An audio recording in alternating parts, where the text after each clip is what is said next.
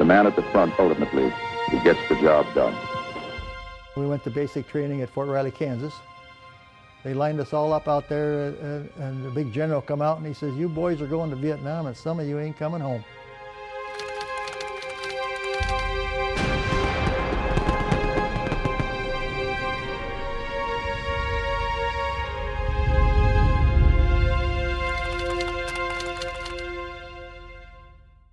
My name is Gerald Matheis.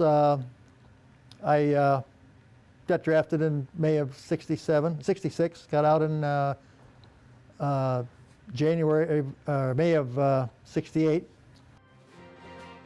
We trained for 6 months at Fort Riley, Kansas.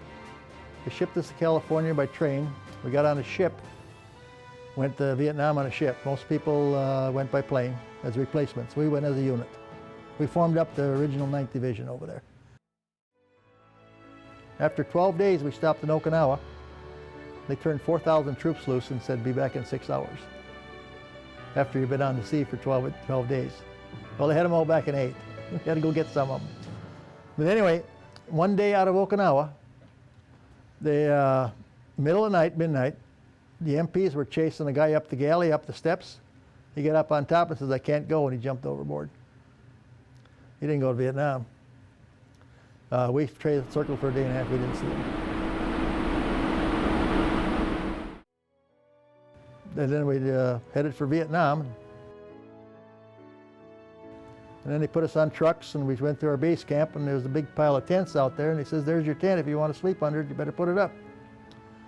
So the first weeks over there, we just sent it out some light patrols and stuff just to get us acquainted to the territory. And it's hotter than the dickens, and you know, it's just crazy. Smell was terrible. And we went on a few patrols, then we moved down to the Mekong Delta, and they formed up the Mobile Riverine Force, which was the Navy Army. They put us on ships, which was really nice, all air conditioning and showers and everything. And they'd take us out on the armored troop carriers. That's the one with the front ramp to drop that, holds a platoon. They'd drop us off along the waterways down in the swamp, and they'd pick us up 3 days later. You couldn't stay out over 3 days because your feet would get so sore that you'd have to come in and dry out. So we'd go out 3 days, come in for 2, and dry out, and go back out again.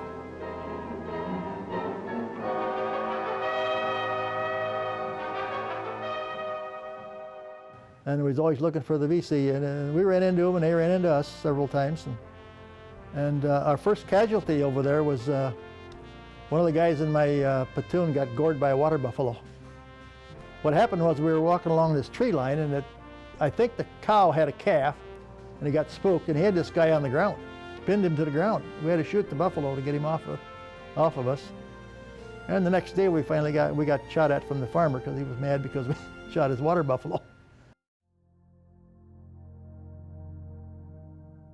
But then we did all kinds of patrols and everything. We'd bring in VC and suspects and all that kind of stuff.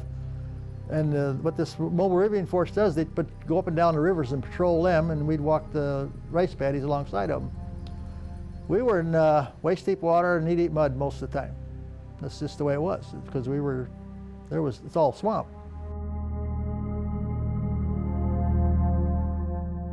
The 19th of June, 1967, we were on patrol. I was in B Company, and we were on patrol. We were bringing in suspects and stuff like that. And our A Company, we could hear some firing over to our front and right. And we found out that our A Company was up there and got in trouble, and we had to go get them out of that mess.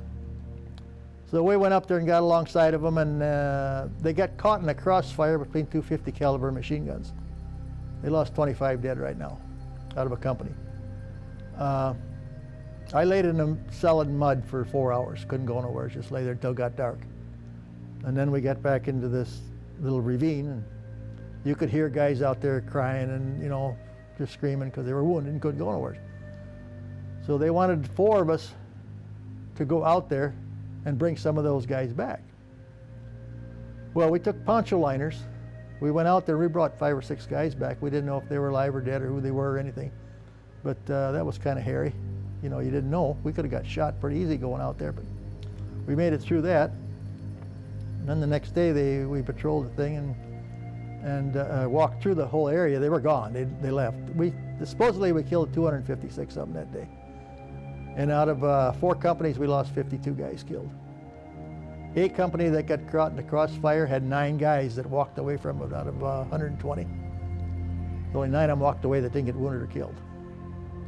And I'm in touch with one of them up in the Twin Cities that walked away from it. How I got to know him is his niece married my nephew. So that's how it all come about.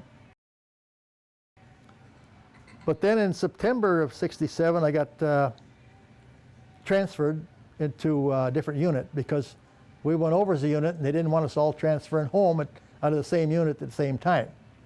So they shipped some of us to a different unit, so they then brought in new ones.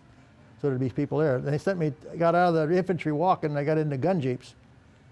We patrolled an 8-mile dirt road all the way out to the highway, from the base camp to the highway. The minesweepers would clean it every morning, walked with the minesweepers. We'd follow them, and then when they get done, we'd keep it open all day. And at night, we'd turn it right back to the VC again. They'd find mines in the road all the time, and the engineers would blow them up. They'd bring a load of dirt in, fill it up, and away we go. I left Vietnam on the 6th of January, 1968.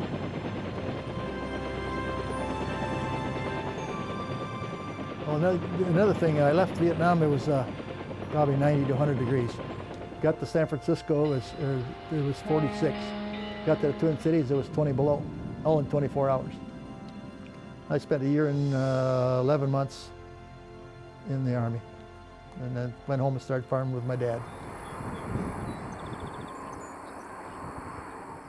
Nowadays, every time somebody sees you wear this hat, they shake your hand and thanks for your service and all kinds of stuff. We get all kinds of recognition now, which we didn't get before.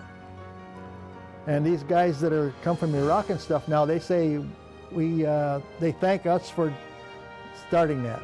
So they get all the appreciation. You know, they get welcomed home and all kinds of stuff, which we didn't get. But now, the more you bring it out, the better it is. The more I talk about it, the better it is for me to take care of my 50% PTSD.